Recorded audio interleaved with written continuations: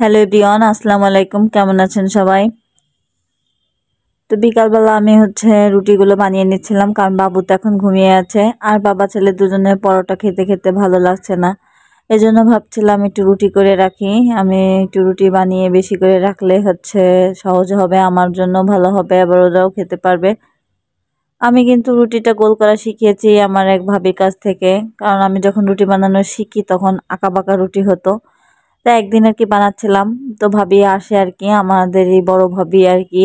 ভাবি অনেক ভালো আর কি। তো এসে সেই সময়টায় উনি আসে, এসে আর কি আমাকে আর কি দেখাই দেয় কিভাবে রুটি গোল করতে হয়।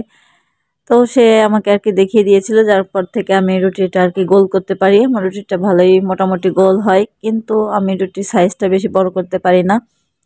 যার কারণে আমার জামাই আমাকে বলে যে আমি নাকি চুনো রুটি বানাই। তো সেই রুটির নাম দিয়েছে আর কি চুনো চুনো রুটি। তো যাই হোক, চুনো রুটি আর যাই হোক, আমি যে যা যা পারি আর কি সেটাই করেছি, সেটাই করার চেষ্টা করি। ওখানে রাতে খিচুড়ি রান্না করবো, আর বাবু কিন্তু এর মধ্যে ঘুমিয়ে আছে এখনো। আমি তাড়াহুড়ো করে এদিকে আবার একটা কলাও কেটে কয়েকটা কলা কেটে নিয়েছি, কলা তরকারি রান্না করব, আবার খিচুড়ি রান্না করব রাতের জন্য আমাদের। আর গরু মাংস আছে আর কি, মাংস আর সাথে খিচুড়ি তো আরো মজার শীতের সময়। আর তার বাবা তো অনেক পছন্দ করে, এটা খেতে তার ভালোও লাগে অনেক। এই জন্য আর কি এগুলো রান্না করে নিচ্ছিলাম।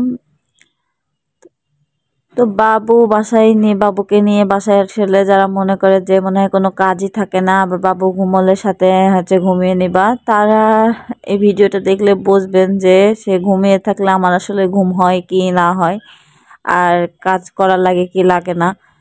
যতই কাজের আর কি মহিলা থাকুক, কাজ সবারই করা লাগে। তো আজকে আমরা সকালবেলায় ওর বাবা বাসা থেকে বের হওয়ার পরে কিছুক্ষণ পরে আপা এসে কাজ করে দিয়ে গেছি। তারপর আমরা মা ছেলে দুজনে একটু বাইরে গিয়েছিলাম। তো বাইরে যাওয়ার সময় আর কি আমি বাসার চাবিটা হাতেই নিয়েছি, কিন্তু কোন সুযোগে আবার ভুল করে টেবিলের উপরে রেখেছি, সেই টেবিলের উপরে আছে। আমি বাবুকে নিয়ে আর কি তাড়াহুড়া করে বের হয়ে আর কি তালা দিয়ে দিচ্ছি রুম দরজা আটকে। তো তালা লাগানোর পরে আর কি আমার নিচে যে মনে পড়েছে, মানে মনে পড়ে কি বলতে, নিচে গেট খুলতে গিয়ে দেখি চাবি আনি নাই।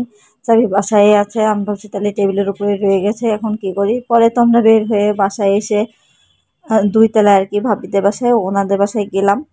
যে ওনাদের বললাম, ওনাদের গ্যারেজ আছে পাশেই, তো বললাম যে আমরা তো এরকম তালা চাবি ভিতরে রেখে তালা দিয়ে বলছি, এখন বাসায় তো ঢুকতে পারছি না, ও বাবা তো রাতে আসবে, এখন আপনাদের যদি গ্যারেজে তালা কোনোভাবে কাটার সিস্টেম থাকে তাহলে আমাদের একটু করতে হবে।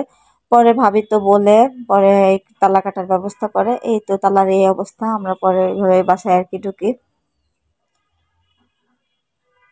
তো আজকে এই পর্যন্ত, সবাই ভালো থাকবেন। আল্লাহ হাফেজ।